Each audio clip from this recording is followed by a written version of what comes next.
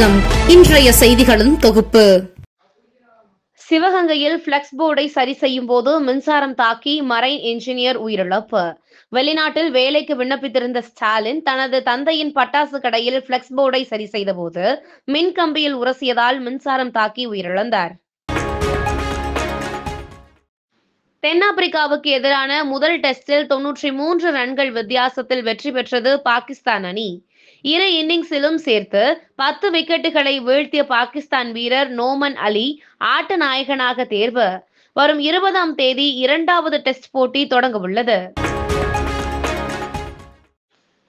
ஜப்பானில் ஆன்லைனில் உணவை வாங்கி சாப்பிட்டுவிட்டு உணவு வரவில்லை என புகார் அளித்து சுமார் 2 வருடங்களாக டெலிவரி நிறுவனங்களை ஏமாற்றியுள்ளார் டகுயா என்ற நபர். வேலையின்மையை சமாளிக்க போலி முகவரி மூலம் சிம் கார்டுகளை வாங்கியும் பல கணக்குகளை உருவாக்கியும் உணவையும் சாப்பிட்டு அதற்கான பணத்தை திரும்ப பெற்று மோசடி செய்து வந்துள்ளார். 15 ஆண்டுகளுக்கு பிறகு ஃபிஃபா கால்பந்து உலக கோப்பைக்கு தகுதி பெற்றது தென்னாப்பிரிக்கா. கடைசியாக 2010ஆம் ஆண்டு ஃபிஃபா உலக கோப்பையை ஹோஸ்ட் செய்தபோது விளையாடியது. திருமணத்தில் விருப்பமில்லை என தோழிகளிடம் ரிதன்யா பேசிய விபரங்கள் அவரின் செல்போன்களில் உள்ளன என்று கணவர் கவின்குமார் வழக்கு.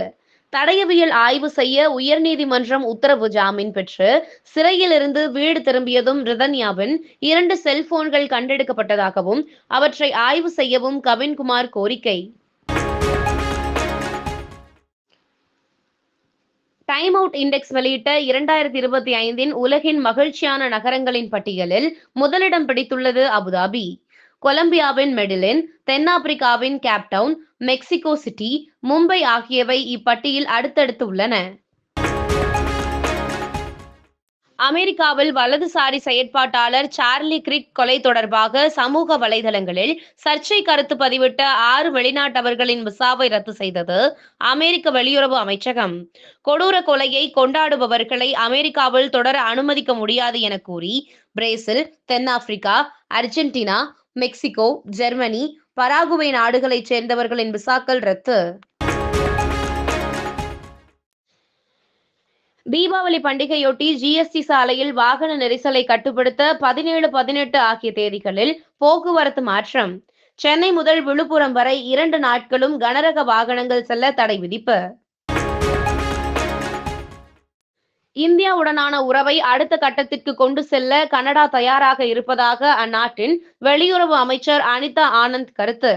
அதே நேரத்தில் உள்நாட்டு அமைதி மற்றும் பொருளாதார உறவுக்கு கனடா முன்னுரிமை அளிக்கும் என்றும் திட்டவட்டம். சபரிமலையை தொடர்ந்து வைக்கம் மகாதேவர் கோவிலிலும் 31 சவரன் தங்கம் மாயமானதாக தகவல். பக்தர்கள் காணிக்கையாக அளித்த தங்கத்தில் 255 கிராம் கணக்கில் வரவில்லை என மாநில தணிக்கை அதிகாரிகள் தகவல்.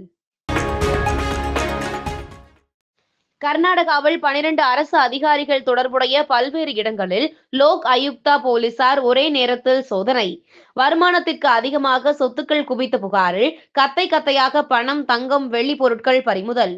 இத்துடன் செய்திகள் நிறைவடைகிறது. மேலும் இதுபோன்ற செய்திகளுக்கு KMDK லைவ் சேனலை லைக் பண்ணுங்க, ஷேர் பண்ணுங்க, சப்ஸ்கிரைப் பண்ணுங்க.